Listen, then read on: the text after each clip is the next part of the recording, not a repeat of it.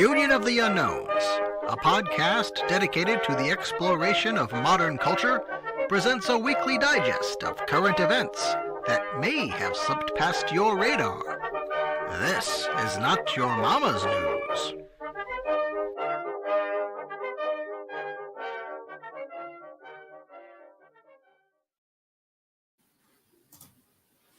Well, we are live, I believe. Is that correct, Ashley? Yes, we are. Were we meant to be? We are. Okay, that's great. I wasn't aware. Yeah, sorry. I saw our countdown for going live, and so I hit our countdown button and ready to rock and roll. Okay. All right. I'm glad you're ready. Would you like to host? Sure. Okay. I can do that. All righty. So, welcome to another episode of Union of the Unknowns presents Not Your Mama's News. With me today, I have my pod mate, StellaQ. Hey, Stella, how's it going?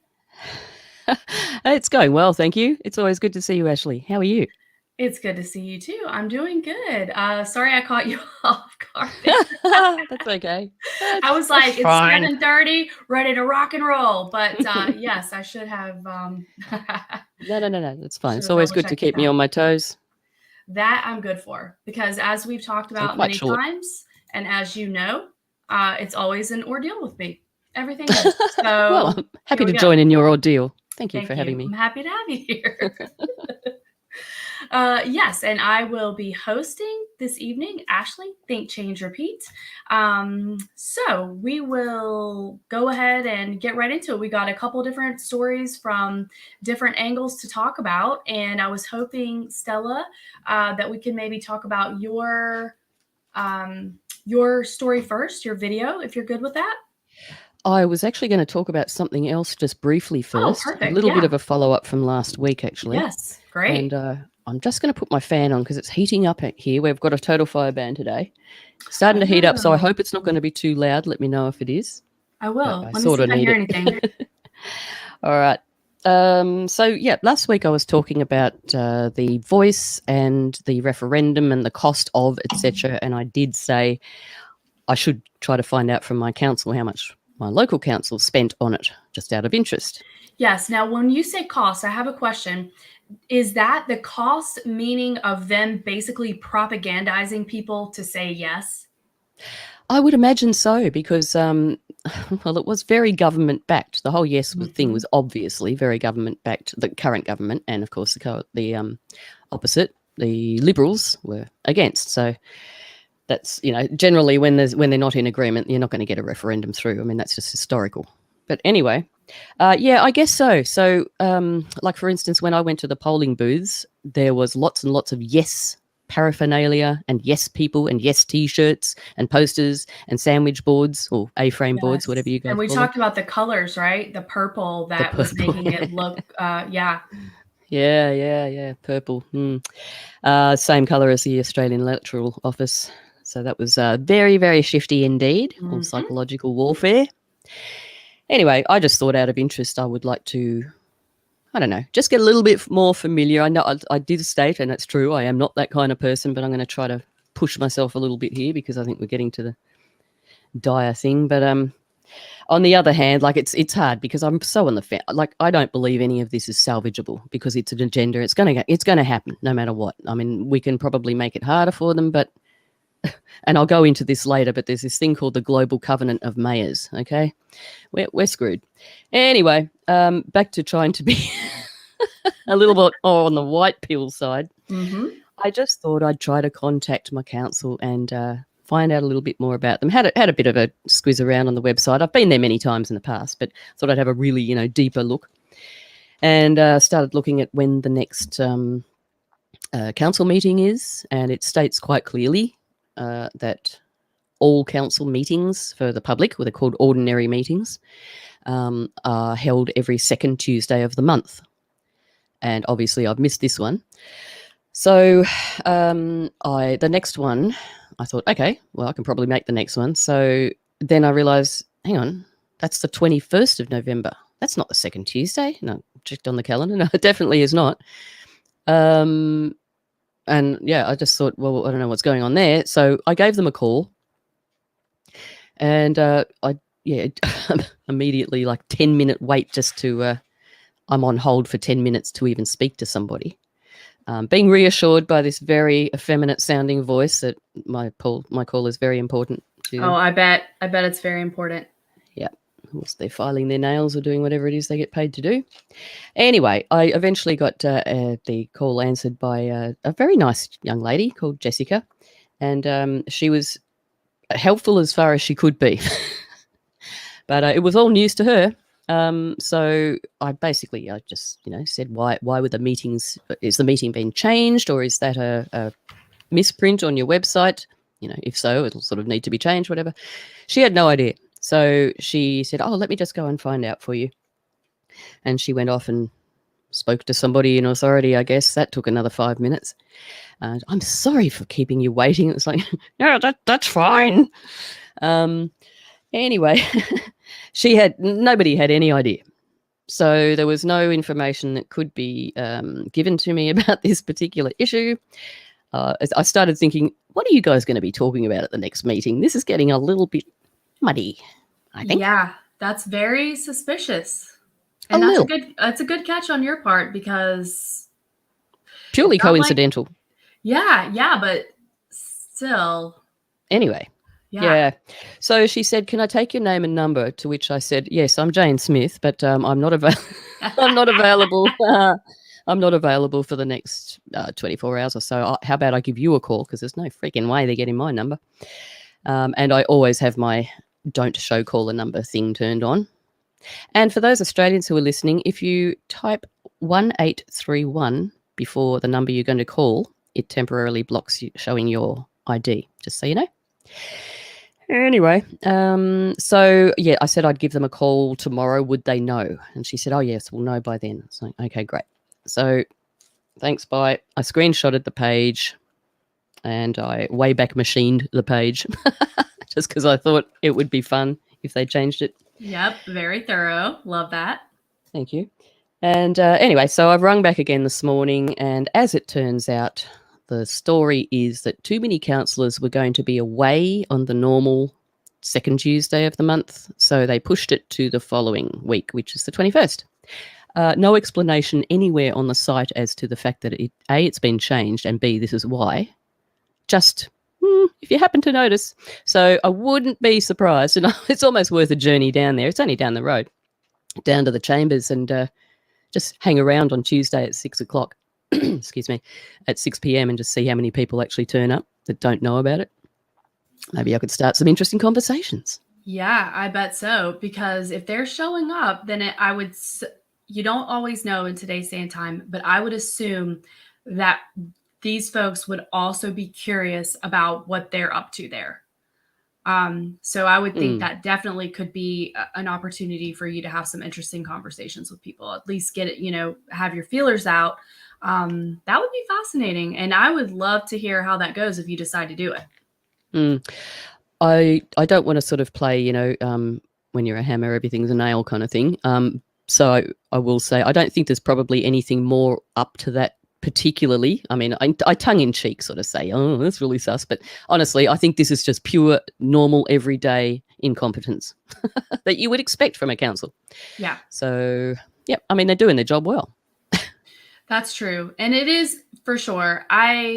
You're right. We can't always assign that there's something fishy up. Sometimes especially on some of these lower levels, there legitimately is a very high level of incompetency and people just not thinking, not planning out, not communicating well. And the other thing is that if they don't have a lot of people that usually show up to hold their feet to the fire, then they probably didn't think it was a big deal anyway. Yeah, true enough. So, yeah, I just thought I'd report on that as a little bit of a follow-up, because I thought it's worth doing. If you say you're going to do it, you should do it. Yeah, I think that's an interesting tidbit. I would be very curious to see how that ends up shaking out. I'm not loving the fact about turning up, because that is actually the place where I did the silent stand that turned quite violent in 2021. Not to me, thank goodness. I stayed out of the violence. But, yeah, we were outside the council chambers, and we were body cammed. So as I'm telling the female police officer what an absolute disgrace to humanity she was, she's just standing there body camming me. So I'm already on the file, baby. Yeah, and I was curious if they have very much surveillance, or if they have cameras there as well. Oh, 100% they are. I've already sussed that one out. Yeah, they're all over the place. Yep. At the chambers. Yeah.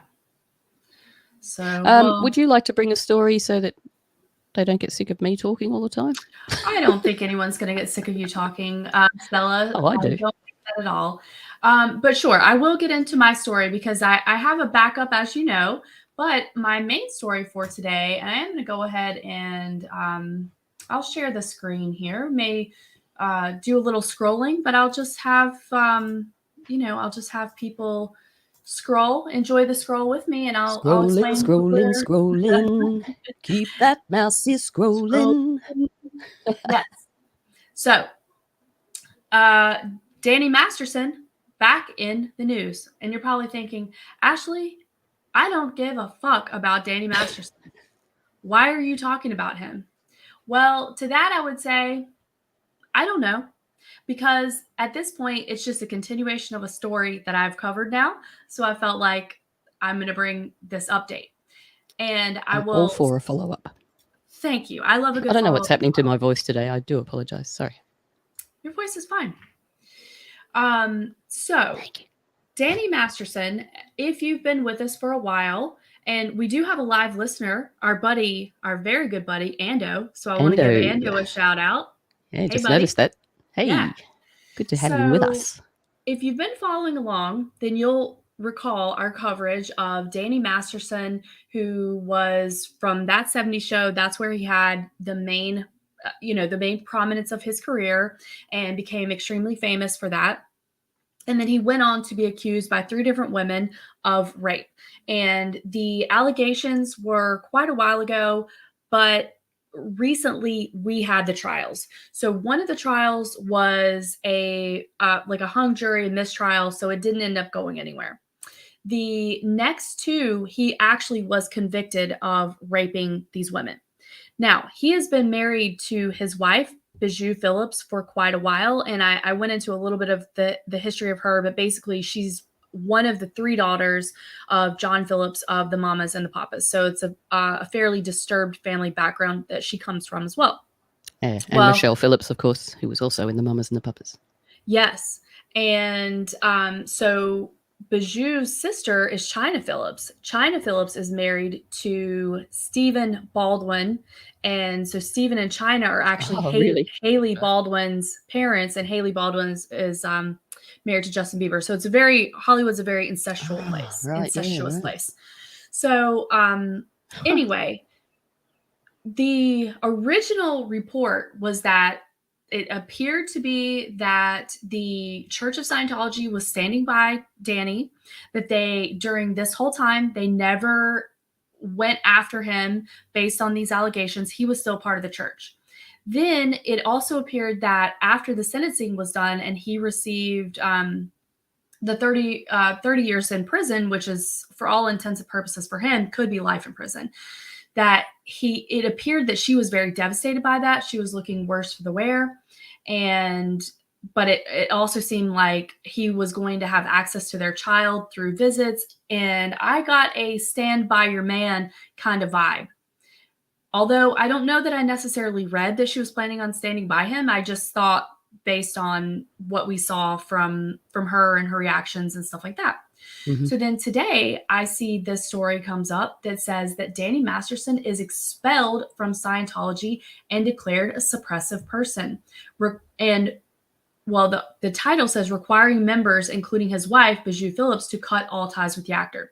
So that is what happens in the Church of Scientology. If someone is declared a suppressive person, like Leah Remini, like Mike Render, or any number of other people that operate in a way that is deemed not acceptable within Scientology, they are then classified by the church as a suppressive person. And then you can get in very big trouble if you're caught speaking with or interacting with a suppressive person once the church finds out.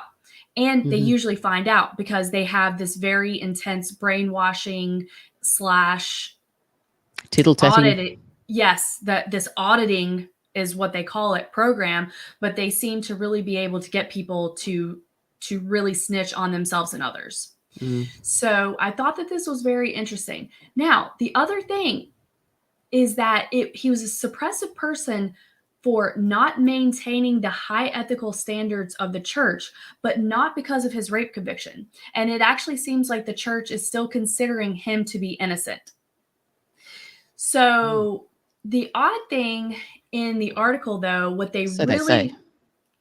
Correct. And this is all speculation really after that. Like we have these facts, or what we think, but they're saying that they consider him innocent, and they're not necessarily saying it's about the rape, but just it's about ethics. Okay.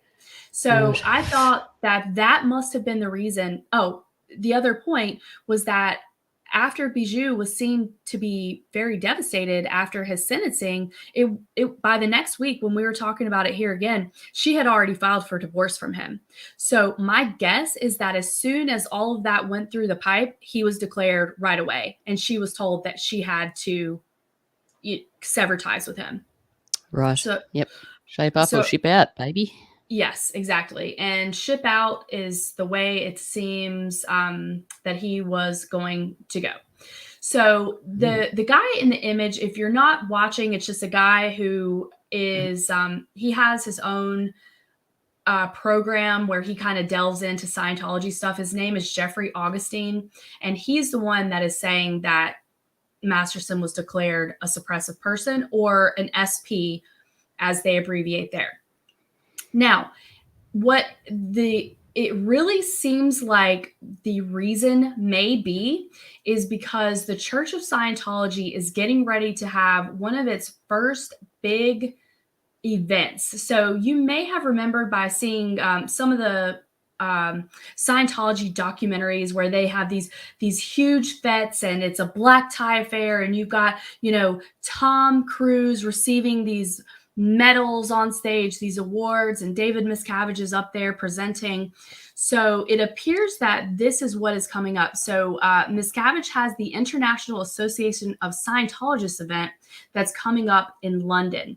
So it sounds like, according to Augustine, who is a licensed private investigator and a longtime critic of the church, he's a former member, and his wife is also a former member as well. And she actually worked with L. Ron Hubbard.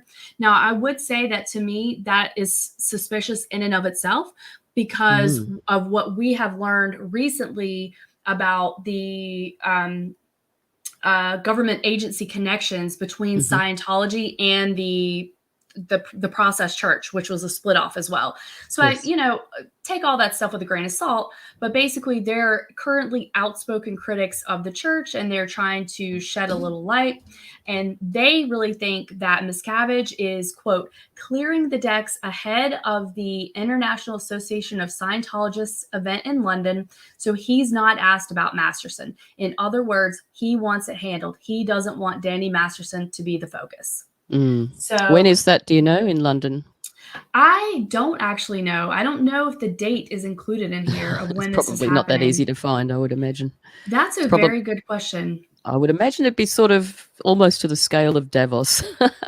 I would say that's probably a good bet, that they may not actually want to have very much clarity on the exact date and whereabouts of this meeting that they have coming up.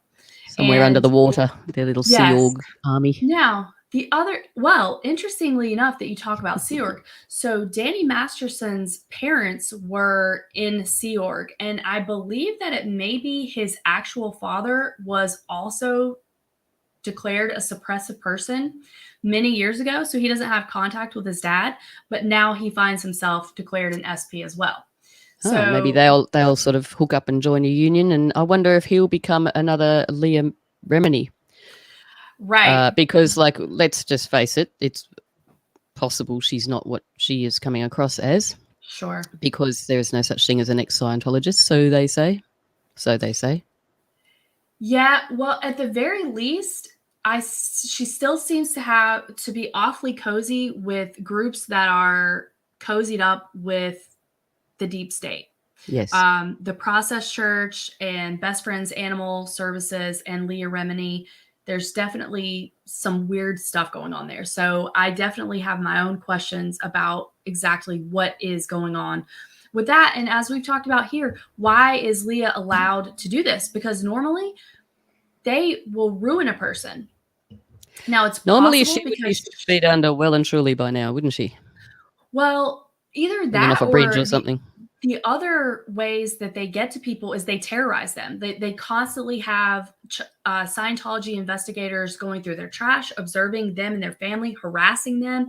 So even if they aren't physically threatened, physically harmed, they still make life a living hell for them. They're recording them, just total harassment. Now, we could say, well, she's a big enough celebrity that they really don't have the ability to do that to her. You know, she could have her own bodyguards. She could have her own money enough to protect her from those people, which is possible. But I definitely feel like this is all just a weird...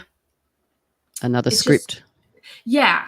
And of course, my question is always, why? What's going on here? Now, pure speculation, but could it have something to do with merging, the rise of the one world religion that they're trying to create for us? Could it have something to do with the Rosicrucian, the land grabs, who was also not what she was presented as? Well, I don't know that much about her, but we can talk about that. We'll talk about that later. What was her? Do you know her book? The Green Agenda. The Green Agenda. The Green Agenda. The Green something. I'll look it up if you. Okay. So either way, though, could this have something to do with that? Because we talked about that Scientology.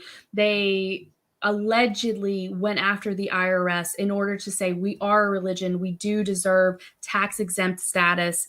They allegedly, according to common folklore or common knowledge, they were able to go after the IRS and individual agents in such a way and at such a level that they were able to basically bully them into getting their tax exempt status to be considered a religion. And we also know that they basically pay the people who work for them, like the Sea-Org members and the other people, almost nothing, and that people have to pay very big money to move up through the levels in Scientology. So where is the money going? Well, Scientology is a huge landowner throughout the entire world. They own properties everywhere. They own a huge amount of property in California, in Florida, and worldwide. Yeah. And in Australia too. Yes, they do have quite a footprint in Australia. So what is the play there? Is it something to do with that? And we know that they were associated with the like CIA type groups. So is there something to do with that on the back end? I don't know. Like I said, it's mere speculation at this point, but worth considering and talking about, I think. Rosicrucian's book was The Green Mask. The Green Mask. Thank you, Stella. And lucky for us, look who's joined us. It's America's favorite Viking, Keelthor. He's in. How you going, mate? As Stella would say, how you going? How you going, mate? You going, mate? And all right then? He's a bit quiet. He is quiet. All right. I can't hear you, Keel. Anyway, back He's to not it, talking. though. He's just popped in. We'll give him a sec to get that worked out. We're glad he's here. Oh, there you are. Okay, right. Okay.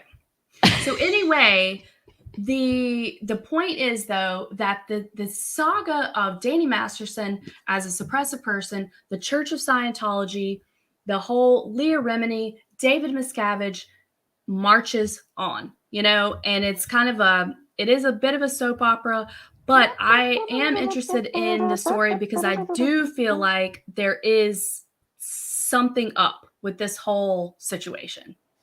Oh, yes. It's a very interesting distraction. It's a very large money laundering outfit.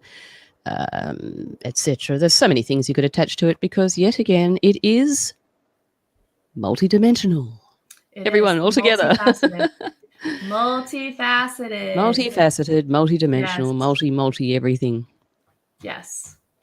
So, Yeah, they don't waste a sausage.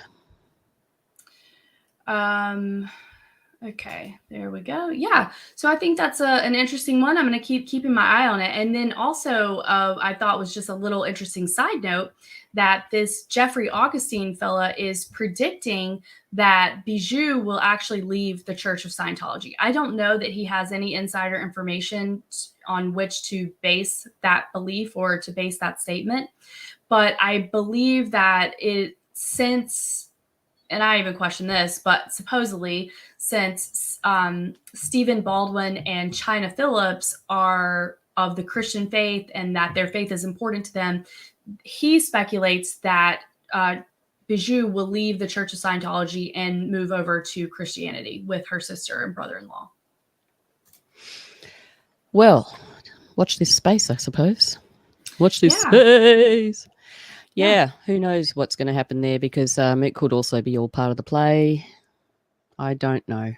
I have had my suspicions about a number of, I don't know, Pied Pipers, Judas goats, who are claiming to be Christian faith. And I'm not saying them specifically. I'm just saying generally I've noticed a little bit of a vibe of people claiming to be Christian, etc. And perhaps they might not be. I'm just saying. I mean, It's a great vehicle, isn't it? It's an excellent vehicle to come in under the radar and be trusted immediately just because you say you're a Christian. It's like, oh, they must be trustworthy. It's like, well.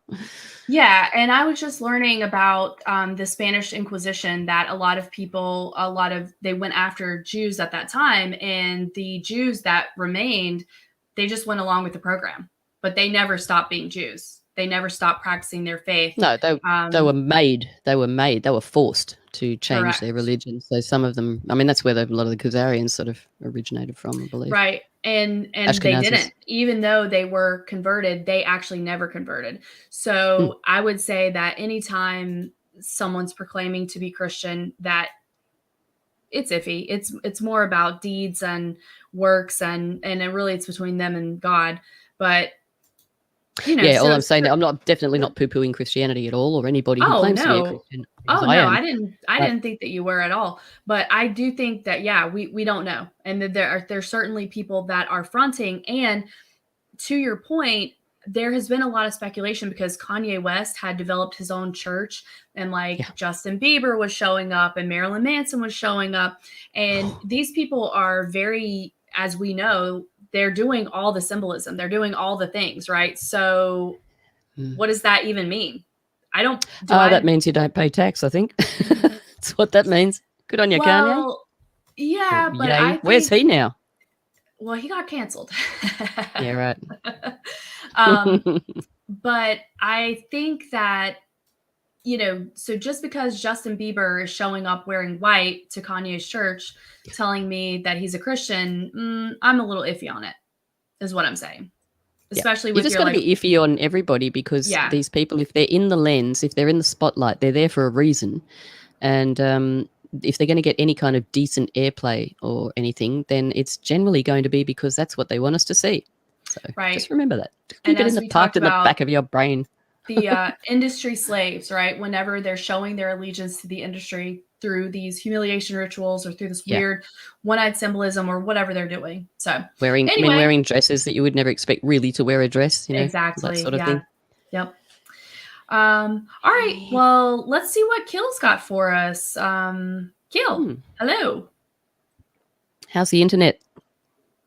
Hey. It's I can hear you. It's going all right. I just booted the computer up, and I think it takes a few minutes for all this bullshit to kind of work itself out before everything stabilizes, I guess. Wake up and have a stretch and I don't know, but so it seems okay for now. Good. Got your motor running. Yeah. Get us out on that highway. Well, what's up? How are you guys doing tonight? Very good, thank you. All the better for seeing you, Mr. North American. Yeah, we're good. We're happy to have you, man. Glad you're here. Vikings always welcome. Oh, I think you froze, Keel. Okay.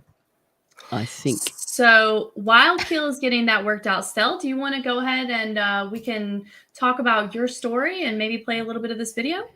Alrighty. Well, I'm just going across the pond a little bit away from the land of Oz over to our brothers and sisters in New Zealand for this one. So to state the sort of, I suppose, title, this is New Zealand is officially a crime scene.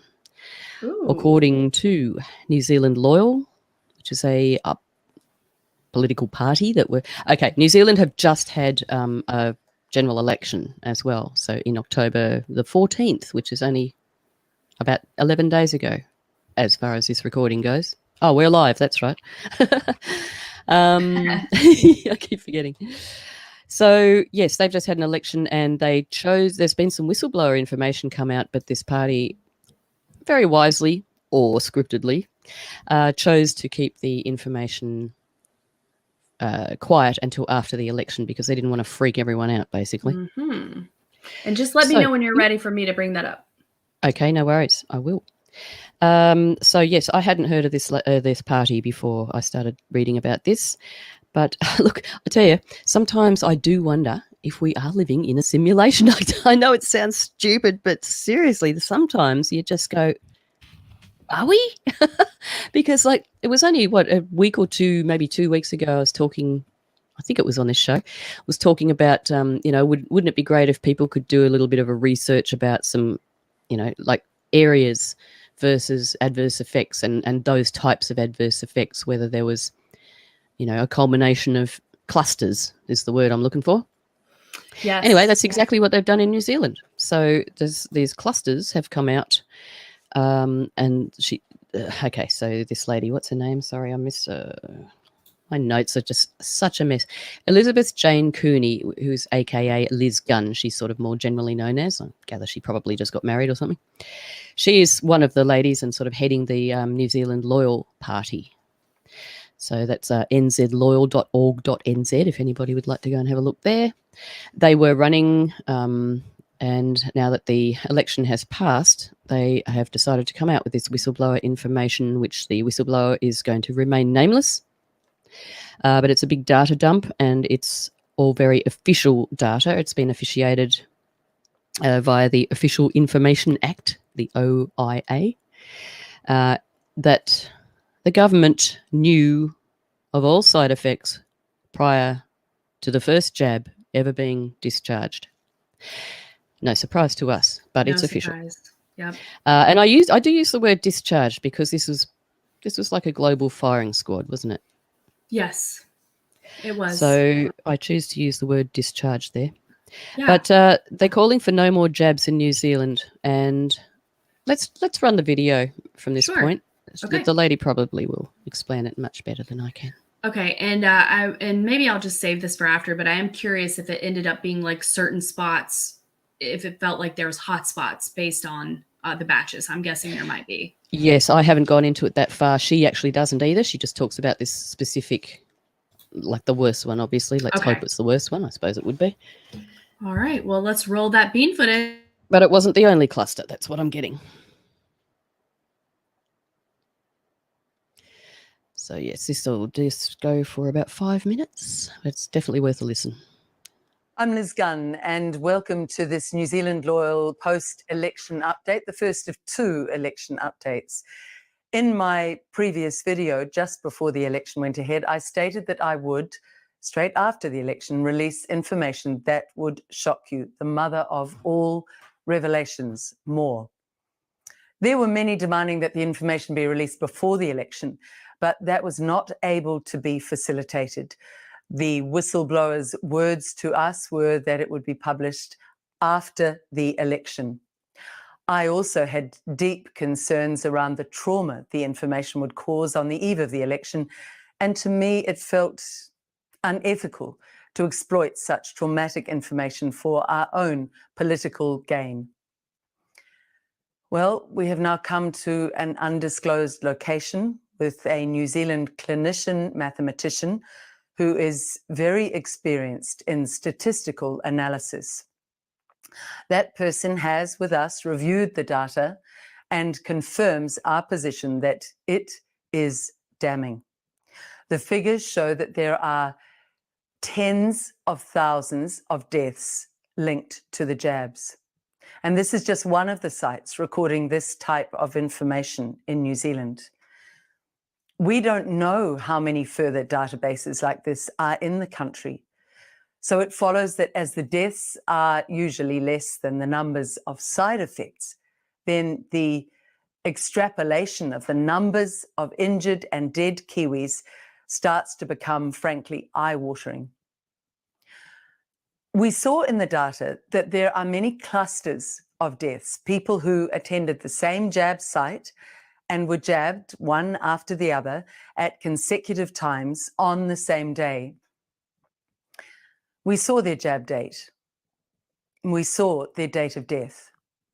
Let me give you just one of many examples. On one day, 30 people were jabbed on the same day at the same location. All are now deceased, and their deaths are in close temporal time proximity to each other. That's 30. That's all players in a rugby match on the field suddenly dead. You see, statistically, the numbers of deaths we saw cannot be attributed to natural causes given same site and same date of vaccination. It would be what they say statistically highly unlikely. We are calling for an inquiry, not just any inquiry, a full-blown criminal investigation leaving no stone unturned. New Zealand is a crime scene.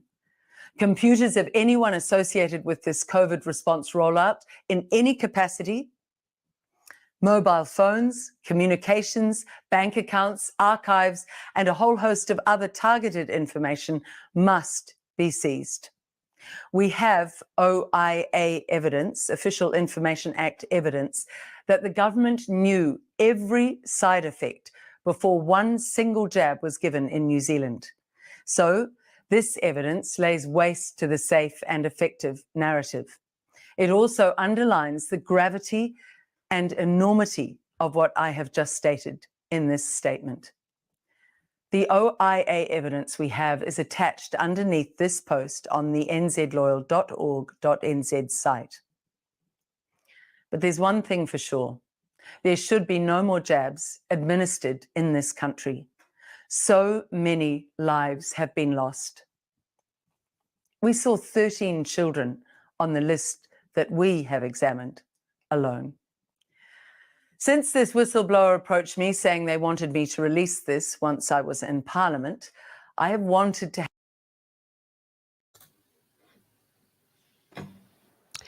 Yeah, that's fairly damning. Would you agree? I would 100% agree. That is very disturbing. It's not new. It's not weird. As you said, we're very well versed with a lot of these types of things happening. But I had not heard of, as you have scrolling here, 30 people from the same location dying. That is unbelievable. And that's just the worst one. So it's not the only cluster. Let's bear that in mind. And this is just New Zealand. Correct. That's what I was thinking. You know, in some of this current times that we've been in lately in the war propaganda, they love giving you like, oh, well, 1,200 people, that's the equivalent of X number of Americans. And so I was thinking about that for New Zealand. You know, however many did they say at the beginning, like 10,000 or thousands or tens of thousands of deaths that she said already that they knew about there. That's insane considering how much smaller it is than the United States. Yes. You know, I mean, Petri dish comes to mind. Laboratory, you know, little New Zealand, little local cluster or little isolated New Zealand out there. That's a perfect place to do some experimentation, isn't it? Just like Australia, but only better. Yes. And a lot of places, I do think, and we've talked about this for a lot of different issues, that different places are a little bit of a trial balloon. And I definitely think that whatever they were doing with this mRNA whatever goal they had with it or why ever it was important to them, that they were absolutely playing around with different formulas and doses in different places, different countries. And they made some countries, they let them be like a melting pot, like in the United States.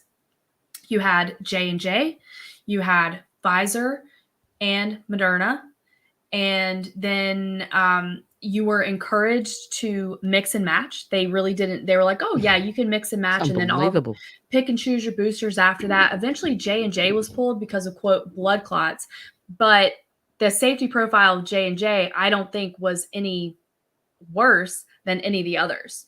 No. So there was that. Then in certain places, they had like just the AstraZeneca. In certain places, Israel, I believe. And see, this is another reason that I do want to make it clear that no matter what is happening, it's regular people are suffering, because people in Israel were basically forced to take it. And they were the Pfizer vial or the Pfizer test lab, because it was almost exclusively Pfizer in Israel. Yeah. So some countries kind of had their own little mix and match, and or a certain one that they pretty much had to take.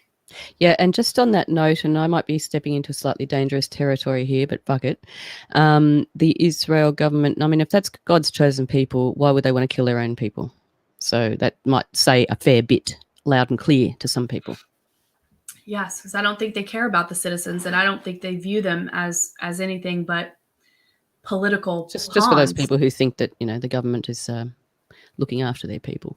Sure. Shall we continue on this one? Can we take it up to 5 minutes? She sort of blurbs a little bit about some personal stuff, but yep, you got or it. we can go from there, whichever. But yes, fairly damning. Good of this whistleblower to come forward. Obviously, we're not going to know who it is. I do have a slight little bit of hesitation with this, and I have to air this because this channel, let me see, this channel was Red Pilled Truthers from BitChute, and I want to talk about BitChute just briefly in a minute. Don't let me forget. Yeah, so Red Pilled Truthers. I did notice in the description there was a connection with Tommy Robinson News. Now, I'm not fully on to Tommy Robinson, but I have had some information in the past regarding this person. I believe he's a UK dude, and he is not our friend. So I don't know whether that association is just him, you know, propping up his own vehicle by putting this on his channel or in his news or whatever. I don't know. I'm just saying, and I don't know for sure about Tommy Robinson, but I have seen some info about him in the past and looked into it a bit enough to go, I don't believe that person is on our side. So be wary about that name. Yeah. Anyway, I just wanted to put that out there. Yeah, and I would put it out there. You know, there's some people, for example, Robert Malone. You know, I don't think that Robert Malone is our friend, although it doesn't mean that Robert Malone hasn't said some worthwhile things in regards to the mRNA. So I think in this case, especially where it's super convoluted, information all over the place, we just kind of got to take the parts that make sense to us and then just try to leave the rest or try to consider what the agenda may be. But hopefully the information is still legitimate. Yeah, well, as always, question everything, you know, practice caution and use discernment. So yes, just with everything. Yes. All right, have a let's listen roll to it. what old Liz has to finish off on. As we all do, who seek to bring the truth to the people of this country under urgency. I cannot comprehend why, when there is ongoing harm, that this data is not released immediately to bring an end to that harm and to launch a full-blown criminal investigation. So I'm appealing to you, the people of New Zealand. You must all demand an end to the jabs. If not addressed urgently, the World Health Organization will be able to declare the next pandemic and force mass jab compliance under the Pandemic Preparedness Act, which will soon be a reality. Research that. It's also critical that you understand the difference between an inquiry per se, which is what Winston Peters has called for, and what we call for a criminal investigation. Inquiries often lead to narrow terms of reference, and they can risk just being a whitewash, where they're seen to be doing something, but there's little or no change as a result. By contrast, criminal investigations involve seizure and an in-depth examination and exposure of all facts.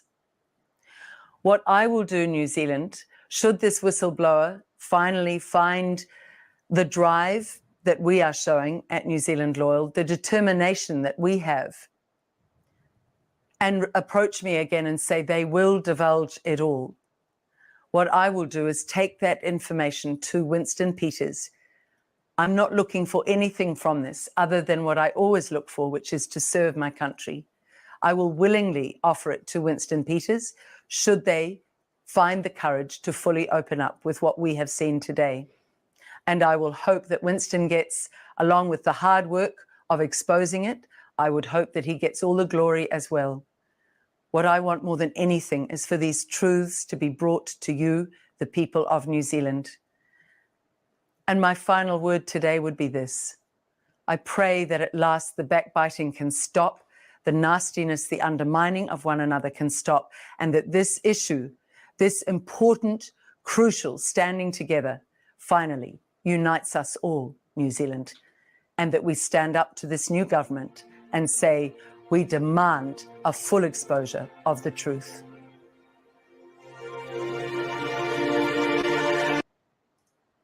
Yeah, and then we go into the very dramatic music.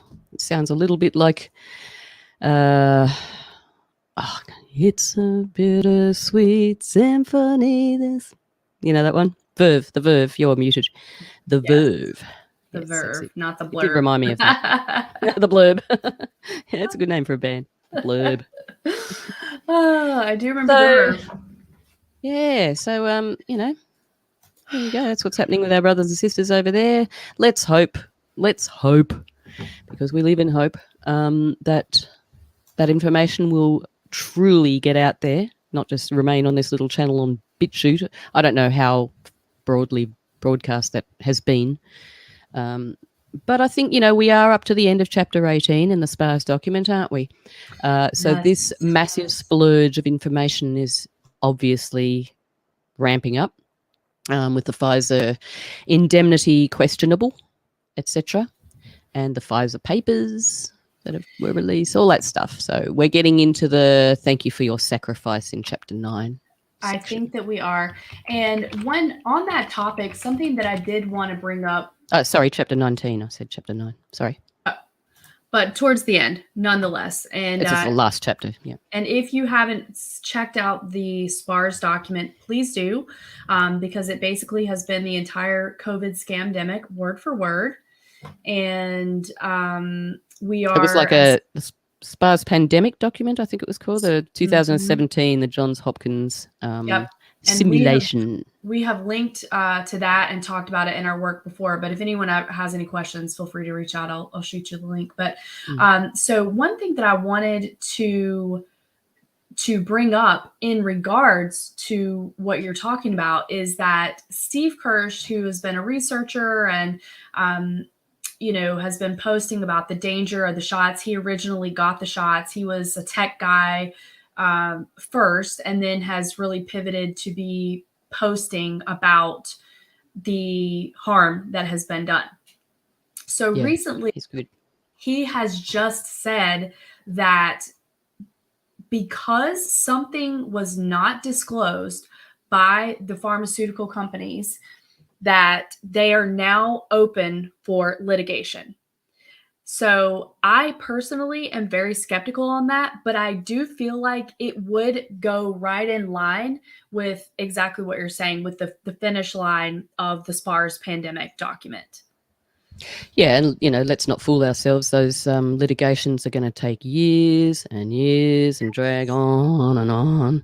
And, you know, new judges will come through and new CEOs will come through and new businesses will come through and the mRNA tech will fade into something else. And we all know how that bloody, you know, that scene plays out. So, yes. Now, the only thing that could be interesting here is if they're, okay, so this is what Steve said. This was on October the 21st. He tweeted this. The vaccines are adulterated, which would mean, my understanding, contaminated. The FDA is required by law to take them off the market, and now you can sue the manufacturers. And then he goes on to put quite a thread here, and he has a Substack article about it, and he lists a link to like 90 different attorneys that are helping people to sue. But and as you said very correctly, the litigation process will take forever. But if there's anything legitimate here, if the FDA didn't know, and if they actually now allegedly they know, and they are required by law to take them off the market, that would be an indicator of a true end game here for the SPARS pandemic. So I have been curious to see if that will actually happen. I have my doubts. I hope that one day the announcement will come, very soon, that they've been all pulled, and people will be like, oh, why? Maybe start asking some questions after 4 years of this stuff. But maybe I'm just an optimist. Well, no. I think there's some validity in that, totally, because I foresee that either, well, two things. They might try to find another word to replace the word sacrifice, because I feel that they keep that for people like the cops and the authorities. True, yeah. We had to sacrifice this and that, just to. Yeah. But also I see that being quite useful in the sense that they could use this to say, oh, we really screwed up with those vaxxers, didn't we? We're really sorry. Thank you for your sacrifice. Now here, take this stuff. It's much safer. Yeah. This new technology. The mRNA, forget about that. There's this new thing, this genetic thing. And we guarantee, it's been in the works, we guarantee it's going to be safe and effective. Safe and effective. Right. And safe and effective.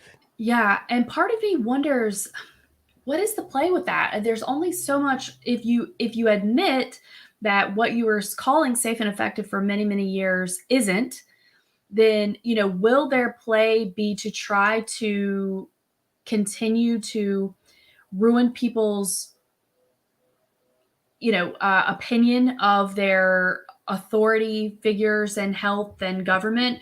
We know that that's part of the goal. But it's just like there's so many moving pieces. It's just so interesting to figure out what is the play. I mean, that's always interesting for me, because overall we do have a really good idea of the big picture: one world government, one world currency, one world religion, metaverse, stay in your pod, shut up, you slave. But there's a lot of details between now and then that we don't really know.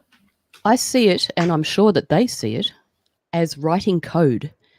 Okay, anyone who's written a bit of computer code will know what I'm talking about, in the sense of they've been at it for a long time, and they have many, many, many think tanks, all compartmentalized in the sense of you look after this bit, you look after that bit, you look after the cross-referencing bits, you look after how this bit connects with that bit.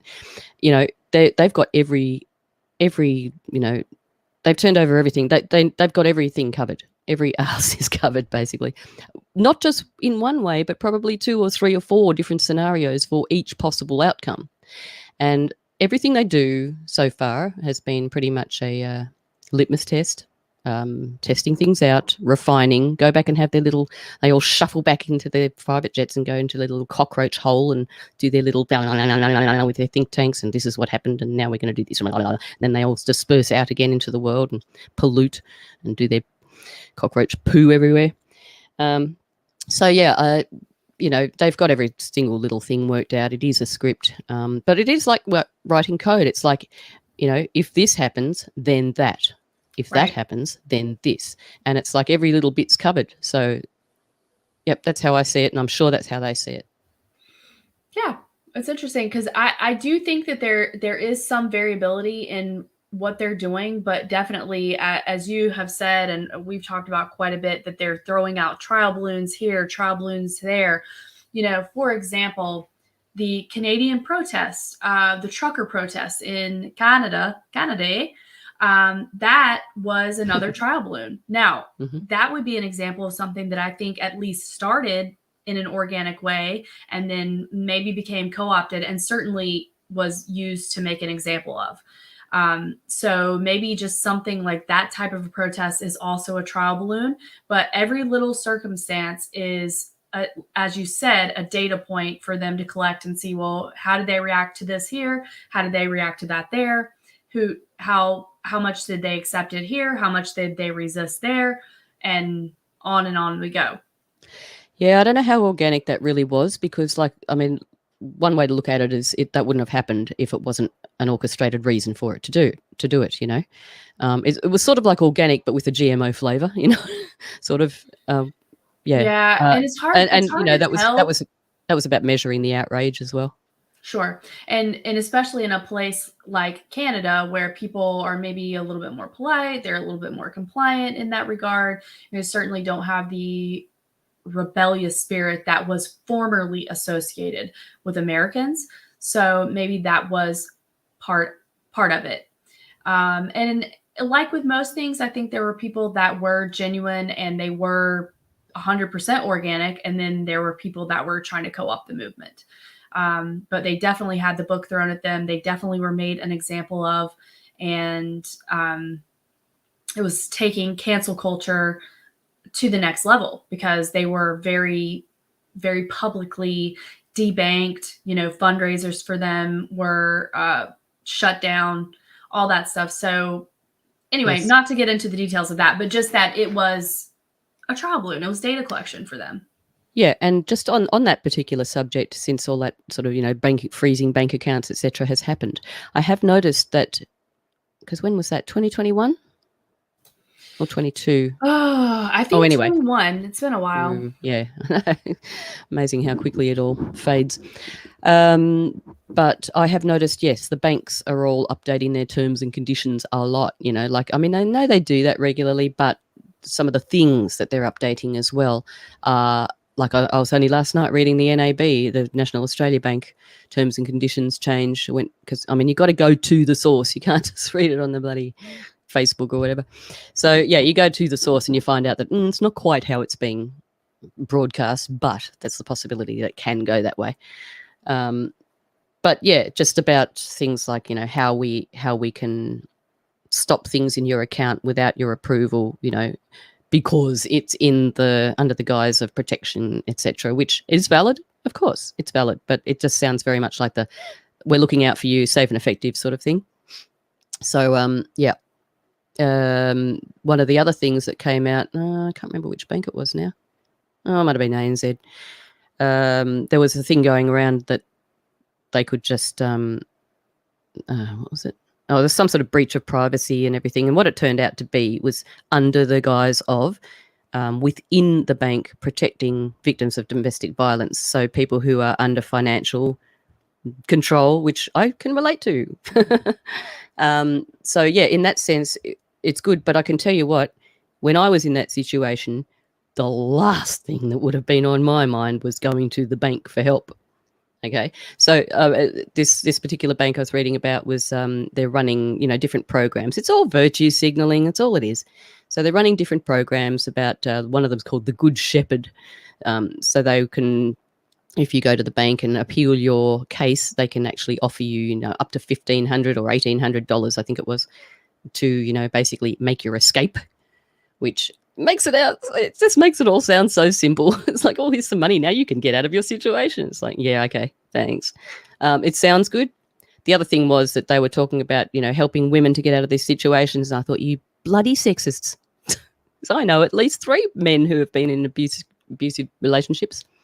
Happens a lot with gay couples. So yeah, just interesting, these little details. It is. And the other thing that I thought about there too is that that's a really slippery slope because and I'm not sure at that point, let's say that someone goes to them, applies for the money, gets the money, and they go. But what happens to the other person that has been accused of domestic violence? And obviously we know that that's a slippery slope because in the day and age of Me Too, we've seen how that has been used to be weaponized when convenient. Yes, exactly. Against somebody. So that's the other thing. It's like, okay. And, I know that Australia is different because they are part of the Crown, not having their own constitution for whatever that's worth. But the Queen was sacked in 1973 from what I can gather, but sorry, keep going. But we're supposed to be innocent until proven guilty. So if they're taking your money, that's not innocent until proven guilty. That has no trial. That's nothing. That's speculation, accusation, rumor.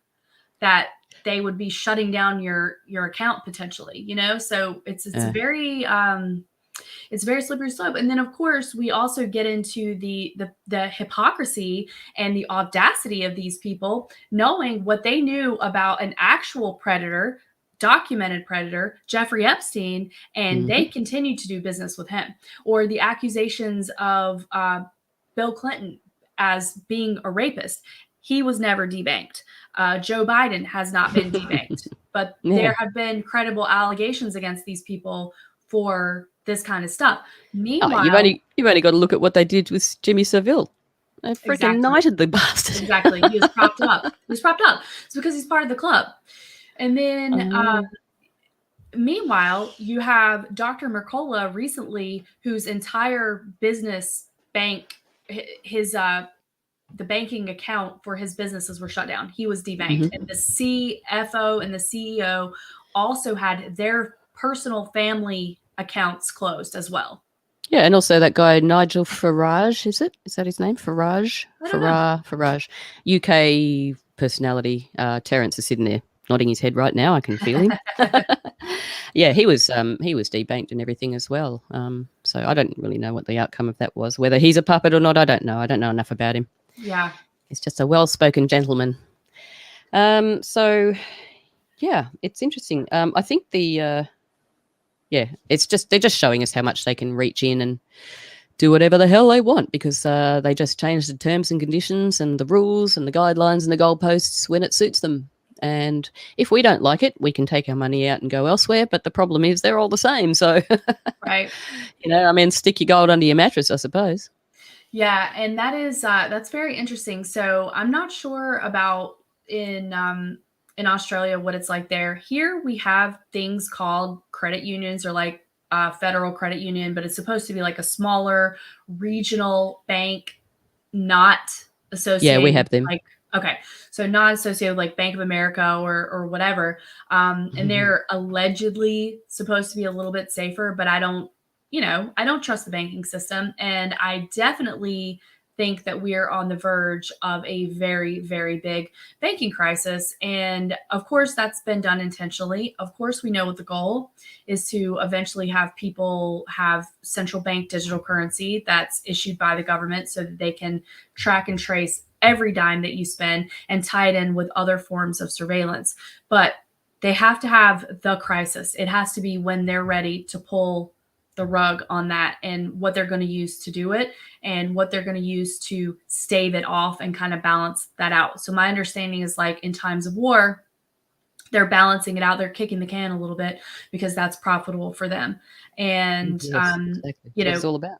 Yeah. So there's a lot of stuff happening in the financial markets, but I was listening to Gregory Mannarino today, and he said that bank runs are happening, even though you traditionally would have thought that it would start to make news that bank runs are happening, but they're not saying anything. He said they're not telling people, but people are making bank runs. And he said, like Bank of America, he said it is over for them. So when will we actually see the fall of B of A? I don't know. Will we see it? Will it continue to be propped up, bailed out until they're ready to totally pull the plug and implement the new financial system? Only time will tell. Probably be gobbled up by a bigger fish. Yeah, I'm a little bit nervous because I think I might have meant I've got a couple of term deposits that I've had long term, 5 years sort of thing, and I looked into getting them out a bit earlier. But oh boy, the amount of money that was going to cost was just absolutely insane. It was like, well, what was the point of having it in there in the first place then? Right. And the thing was, yeah, exactly. The thing was that penalty thing has changed as well. So since I put it in, so I actually sat down and worked it out myself. Like I don't love mathematics, but I can do it. And I sat down and I spent about 2 hours doing it, but working out how much it was going to cost me to get out.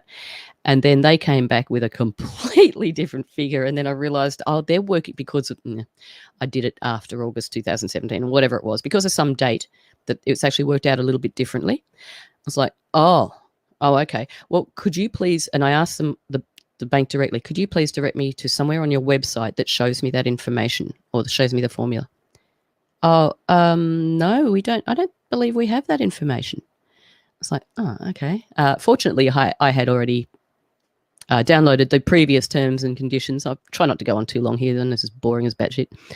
But basically, long story short, I wanted them to show me their working out. And they couldn't because they just put the figures into a computer. Right. So, and it just tells them whatever that number. Yeah, but it's like, well, we had to do that at school, so you do it now. But anyway, in the end, would you like to make a complaint? It's like, not really. What's the point?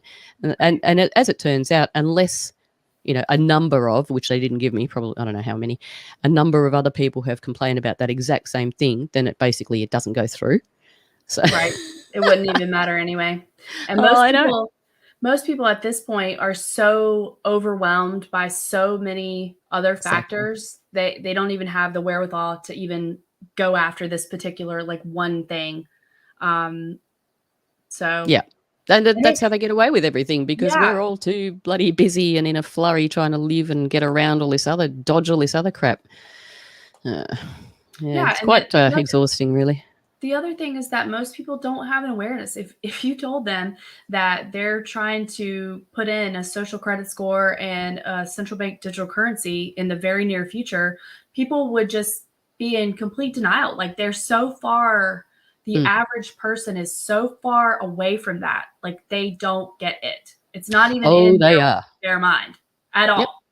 I just had a conversation very recently with one person in particular, and no freaking idea whatsoever about any of it. And it's just like, well, I'm trying to tell you, I'm not standing here ranting like an idiot because it's fun. Like, I'm trying to let you in on this. It's like, oh, if that's the world, then I don't want to be in a world like that. It's like, well, then do something now. And the crazy thing too is, like, whenever it happens, they're just going to go along with it. They'll just say they're just going to be ushered. So whether or not the psyops are spiraling us or it's a wave, whatever that is, start here, whatever is going on, they just are going to ride that wave, and they're just going to go into the next thing. It's like,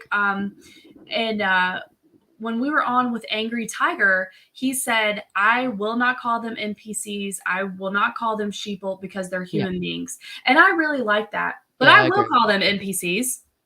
Some of them are idiots.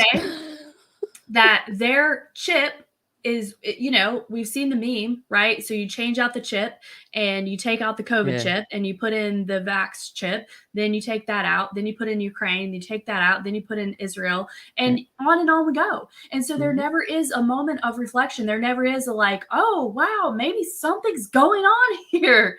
Yeah. So they just keep going along with the next thing. Tossed around in the waves of information. The sea, never quiet and calm, is it? No. It's always a tumultuous, perfect storm. It is a perfect storm. Anyway. Well, we lost Keel, but thanks for trying. Yes, we did lose our buddy Keel. That was a bummer. I was hoping he was going to be able to chime in with some Viking wisdom for us today. Bit of Odin madness.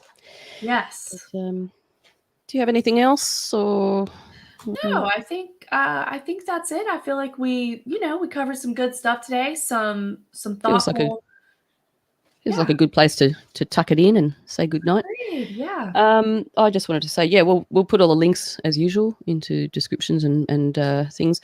Just to quickly run over that global covenant of mayors, I wanted to talk about just very briefly, because I haven't been into it much myself, so I'm not going to talk about it much at all.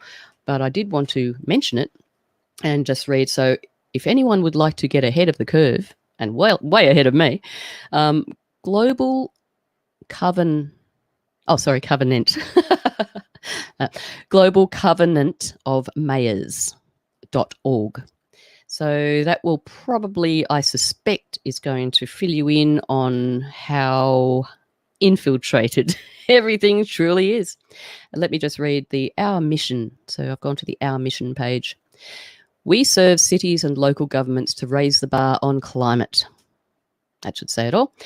We envision a world where committed mayors and local governments, in alliance with partners, accelerate ambitious, measurable climate and energy initiatives that lead to a low emission and climate resilient future. Because remember, they do own that word resilient.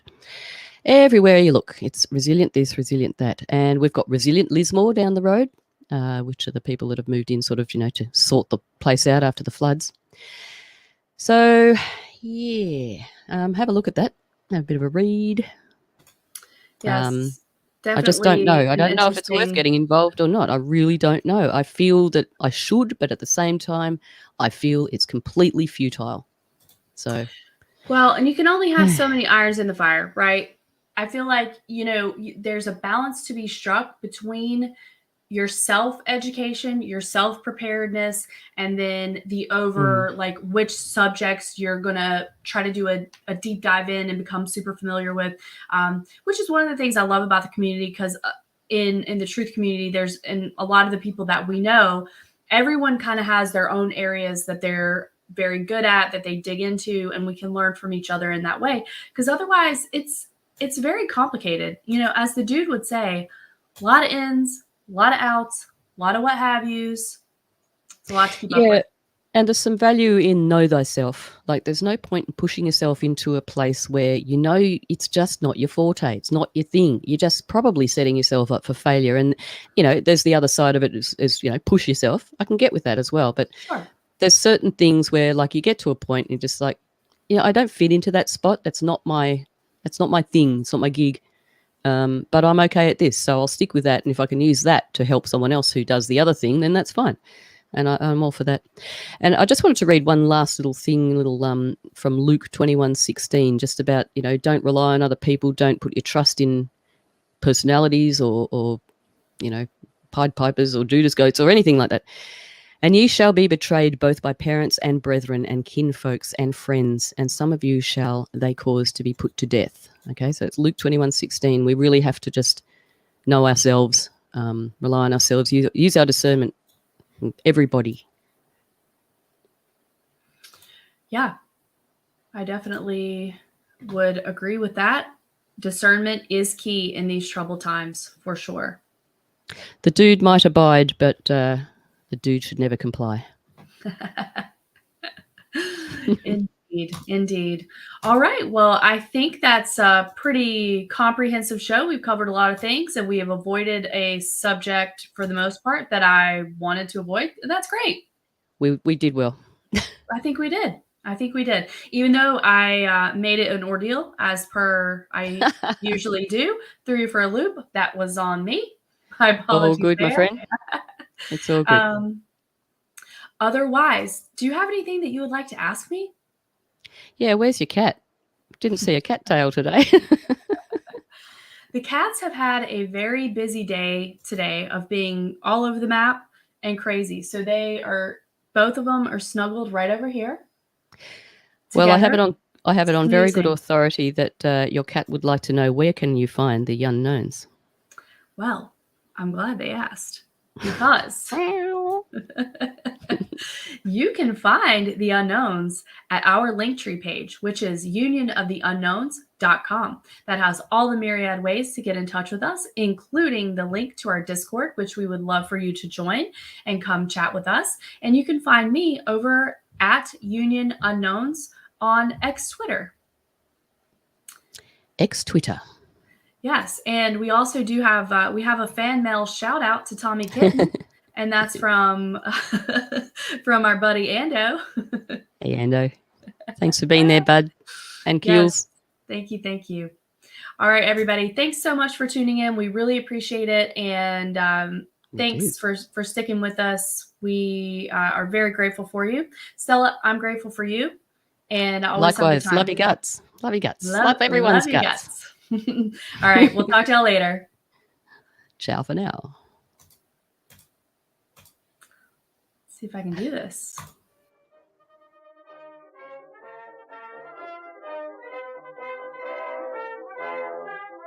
Not Your Mama's News has been a production of the Union of the Unknowns podcast. New episodes are available weekly on all your favorite podcasting networks.